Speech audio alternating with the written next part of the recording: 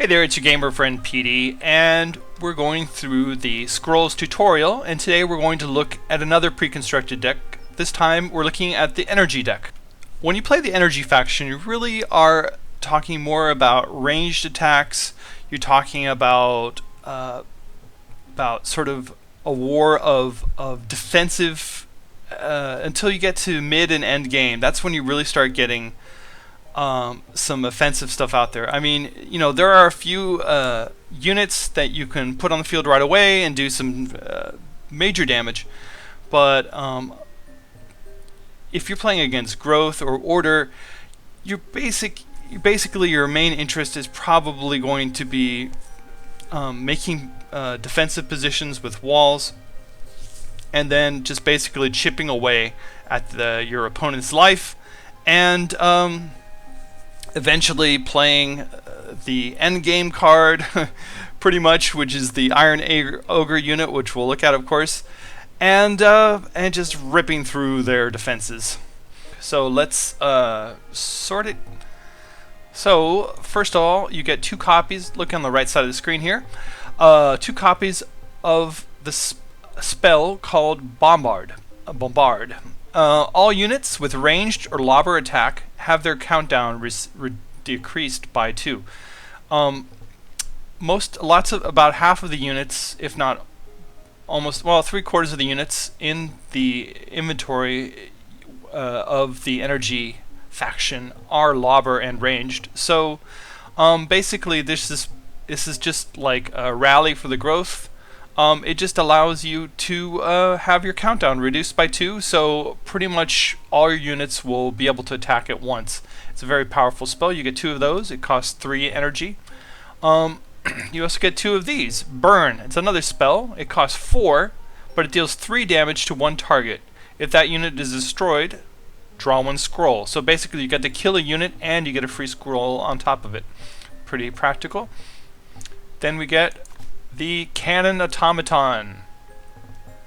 He has a 5 attack, a 2 cooldown, 4 hearts, very formidable. He has ranged attack. All combat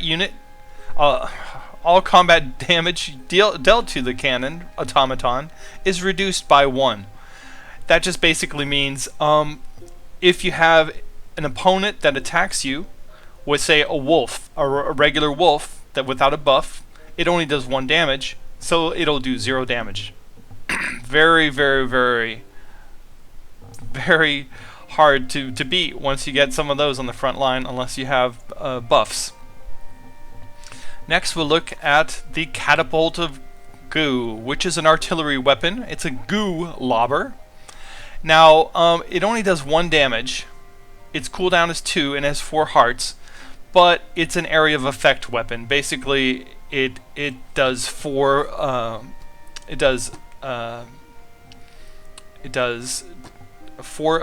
hexes on 3 different rows. So it's a very nice area of effect weapon, and it's sort of a nuisance, if not an effective weapon.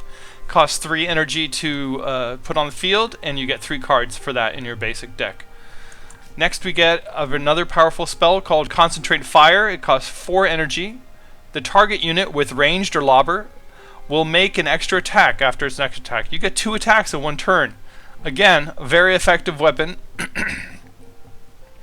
Next we have, it's a spell, but you know what I mean. Then we have 2 copies of the Copper Automaton. This basically is a great thing to play. It only costs 1 energy. It looks like a little beetle here if you look on the bottom. Basically, it's a suicide weapon. It goes up and it causes 4 damage and destroys itself. But if you had a couple of those at the beginning of the round, you could do 8 damage to an idol, or 4 damage to two of them, or to a structure, or to another unit that's on the field. It's very effective. Remember, you can only have a max of 3 in your deck to play. You can own as many as you want, but after 3, there's no sense in having them, because they're not, they can't be played. And you have one of these. It's called the Destroyer. It costs 4 energy to put on the field, 4 resources, I guess we should say. It does 2 damage. It fires every round. It has a 1 round cooldown, and it has 4 hearts. Very effective, very frustrating weapon if you're on the growth side. 2 copies of this enchantment called Ember Bonds. Ember Bonds is very, very effective against units. The enchanted unit receives 2 damage before attacking. So basically, when its cooldown goes and it's its turn, it will take 2 damage, which could mean, let's say, if it only had 3 hearts to start with, it will be very weak for your counterattack. Or if you have, if you're an order and you have spiky, or if you have growth and you have ill thorns, which are spiky, you can kill it upon attack, or outright kill it just because it only has 2 hearts left, or whatever. Very effective. This is also, I think, an underlooked but very effective weapon. It has 5 hearts. It costs 4 energy to put out. Its cooldown is 3 rounds. But when Ether Pump attacks, all opponent's units are dealt 1 damage. Basically, anything that has 1 heart after 3 rounds will be dead. So it can, it's a very nice cleanup weapon. Because sometimes you try to break through the lines and maybe you leave a guy or 2 with a heart. This Ether Pump will take it out. Stuff like in the growth, the rabbits, gone. All gone every 3 rounds. Then we have the Fury spell. There you get 2 copies of that. All units decrease their countdown by 1. So it's very straightforward. Basically, it's a speed buff. Then we have 2 copies of Golem Skin, and you get 2. It costs 2 resources to use. When Golem Skin comes into play, sacrifice all your structures. Enchanted creature gains additional attack and health equal to the number of structures sacrificed. Now that sounds crazy. I've never used it. I don't play energy that much, but if you had just a few structures, I guess, maybe, and you had a quick attack creature, maybe it would be a very effective unit, or a very effective enchantment for a unit. You also get 1. You get 2 of those. You also get 1 copy of the Gravelock Elder. He costs 5 resources. He has a ranged attack. And it says, other Gravelock creatures, this is the first Gravelock we've seen, but other Gravelock creatures you control gain +1 to attack and +1 health while a Gravelock Elder is in play. And that stacks, so if you had 3 Gravelock Elders, you'd be giving +3 to attack and +3 health to all your units. It's pretty effective.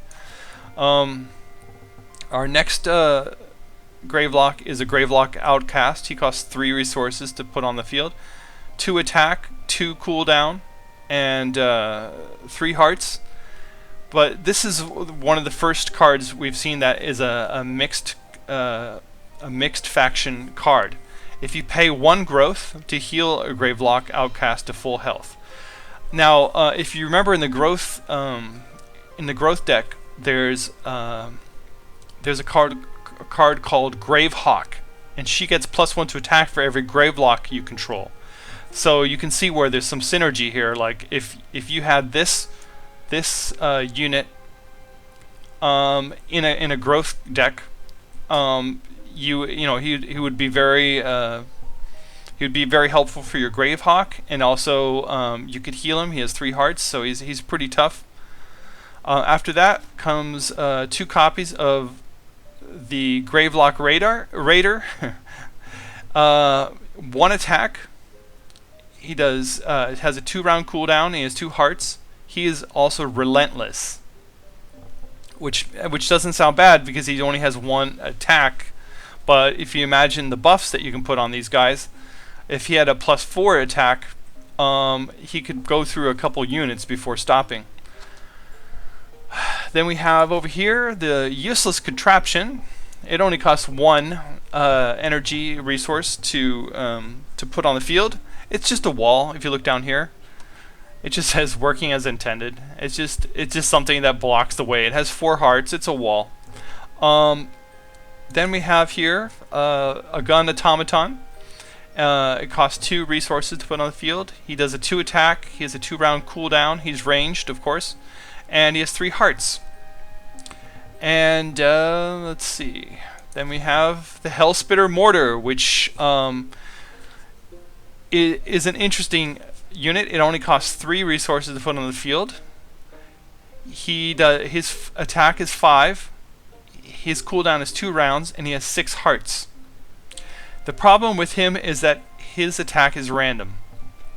He can attack anywhere on the field, but he can only you can't determine where he'll attack. So if at the beginning of the game when you have one of these guys, he'll just be missing every time, and you'll just be like, ugh. But when your opponent has a lot of guys on the field, he'll be taking them out every 2 rounds because there's not much that can resist 5 attack. And also because he has 6 hearts, he makes a really great wall. So he kind of does double duty. After that, we've got another spell. It's called Incendiaries. Opponent structures take 3 damage.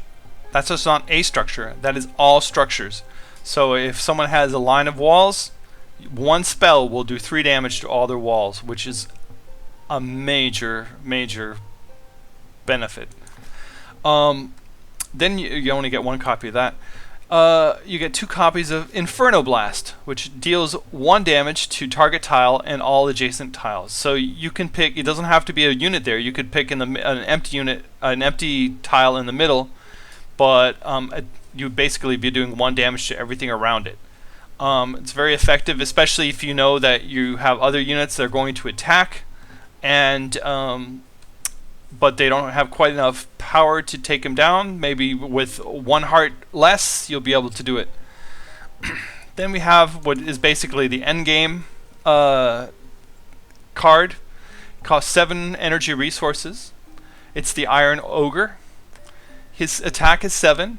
His cooldown is 3. He has 7 hearts, and he's relentless. Basically, once his cooldown is over, he will continue to attack until he uses up 7 attack. Usually that means that he hits the idol every time he goes, even if there are 3 units there, depending on how strong they are. After that, we have another spell. It's called Metal Heart. Target creature gains attack equal to the number of friendly structures until the end of the turn, and that costs 2 energy resources. Basically, that just means that if there are structures on the field, and Ether Pump counts as a structure, the Catapult of Goo, the Hellspitter, all that stuff counts as structures. So you know, in the middle of the game, you're going to have quite a few of those probably.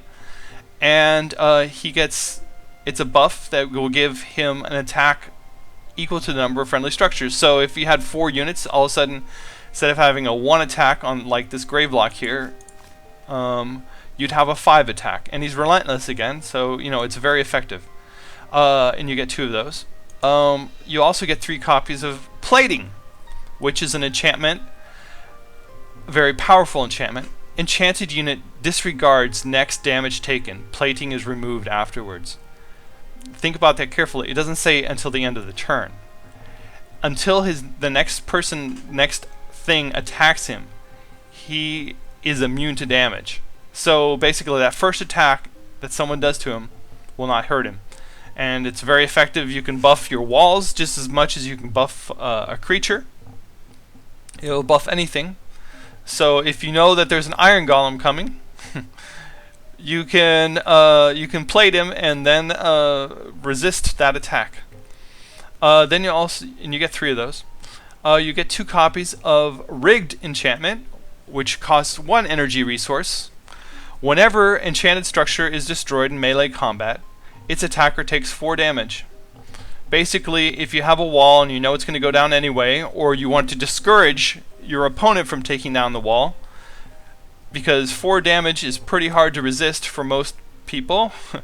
You throw these rigged enchantments on there, so if they do melee attack, they'll end up dying or being severely wounded.